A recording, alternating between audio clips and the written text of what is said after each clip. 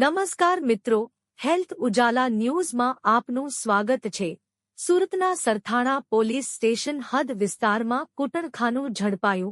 યોગીચોક ખાતે પેલેડિયમ મોલમાં આલીશાન hair and care દુકાનની આડમાં દેહ વ્યાપારનો ધંધો ચાલતો હોવાની બાતમી પોલીસને મળી હતી। આ બાતમીના આધારે પોલીસે દુકાન દરોડા પાડવામાં આવ્યા। દુકાનની અંદરથી 3 યુવતી દેહ વ્યાપારનો ધંધો કરતી હોવાનું સામે આવ્યું હતું।